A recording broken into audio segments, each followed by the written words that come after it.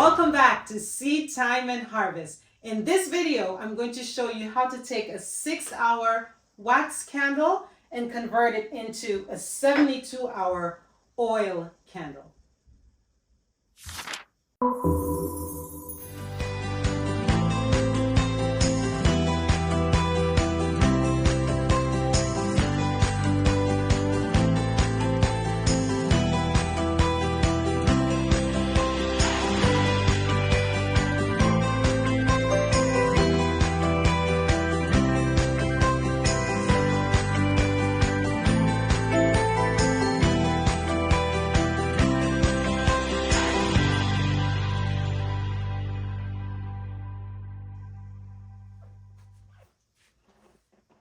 In the Bible, God told Moses when he gave him the instruction to build a sanctuary, they were to have a 7-lamp candlestick that was always to keep burning.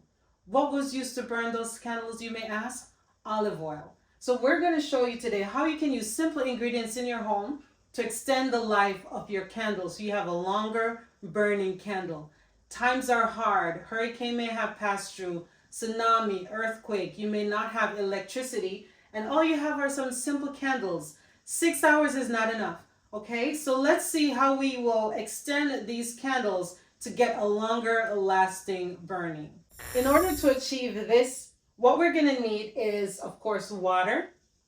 You're going to need oil. Any oil will do. The cheapest oil, I will say, is what I would encourage you to use for your candle. And of course, a regular candle. If you have a wick, that will be great. If you have cotton strings, that will be great. Whatever material you have that will help you to get it alight continuously, that will be wonderful. All right, so what are we going to use to get this long-lasting light? This one has been lit for over 6 hours, and all it has is water, oil, and a piece of wick. Now, many people may not have wick, but in your preparation, getting ready for a storm or natural disaster, you may have stocked up on some candles.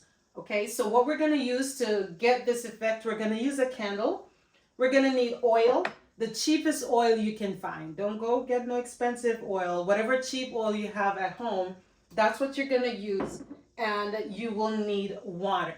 In addition to that, you're of course going to need a container. You can use a glass container. You can use enamel, you can use mason jar, just something that's going to contain the liquid. I wouldn't use plastic because, of course, you don't want to put your home in any further jeopardy putting fire in a plastic. So one of these items, a glass jar, mason jar, an enamel cup, or a ceramic cup, any of these will work.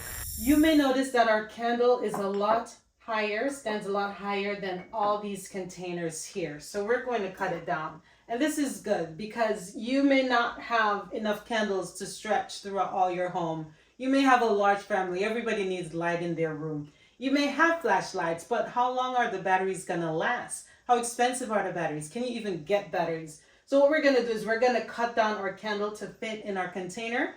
You can cut this in 3. You can cut this in 2, just to make sure that your candle is cut a little bit lower than the container you're going to put it in. Okay, so I have a paper plate here that's going to catch my candle. I'm going to cut it just about in half. All right. And you just want to be careful when you're cutting this. Once you break through the wax, the wick should stop the cutting. But go ahead and cut a little bit more and you will get through that wick, okay? So as you can see, I'm going to use a mason jar because it's clear, you can see through it, and the jar is longer than the candle. Next, you want to make sure that your jar, whatever container you're putting in it, is completely dry because you're putting liquid in there and you want that candle, you want the base of the candle to stick. Now, I can go ahead and melt the wax on the bottom of the candle. I could melt the wax, just put it over fire, melt it, and let it stick. But I have these double-sided tapes that I'm going to use. So I'm just going to peel one off. If you don't have these, just go ahead and melt the bottom of your candle and then insert it in the jar. But what I'm going to do is I'm going to just go ahead and press this in here. and it didn't stick. So I'm going to go ahead and heat the bottom of my candle to get the wax nicely melted. And then I'm just going to insert it in my jar, making sure that it sticks. Because you don't want this to, fall over or get anything damaged.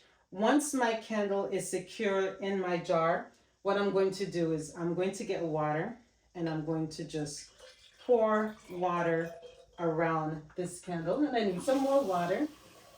Thankfully, my handy dandy sink is close by. So just pour water. I'm making a mess, but that's fine. Pour water around the candle almost all the way up. You're going to use oil and you may need some of that oil for cooking, so you don't want to use a whole lot. Oil and water will not mix. So the water will go to the bottom and the oil is going to rise to the top. You want to get enough oil to where it's right at the base of the wick. Once the oil is right at the base of the wick, then you have a long-lasting candle. Okay? This oil is going to take up to 72 hours to burn. Once the oil has burned out, you can go ahead and add more oil. The oil is what's going to really keep your candle going. And finally, you are going to light your candle. You have no wax in here. All you have is oil and water. And that's going to stay burning for a very long time. Again, up to 72 hours. The next half of your candle, you can cut it again in half. You do the same thing. If you have a smaller container, you're able to take these throughout your house and get light. Okay, so I just wanted to share with you this quick and easy way that you can extend this 6-hour candle to get a 72-hour burning candle. It was that simple. All we needed was a half of a candle, vegetable oil, water, and a container to hold our mixture. And you have light in your home. I hope this video was informative for you and practical enough that you may be able to share it. Plenty of people out there who do not have electricity right now. I've shared this information with my family and I want to get it to your family as well so that you don't have to suffer more than you are already suffering at this time. Okay? Don't forget to get this video out, and leave it in the comment section how this video was able to assist you and someone you love. Don't forget, when you're dealing with fire, be sure not to put it around curtains or sheet, any form of linen, because we want to protect you. Your safety is our #1 priority. All right? God bless, and thank you so much for joining us again on Seed Time and Harvest. Take care.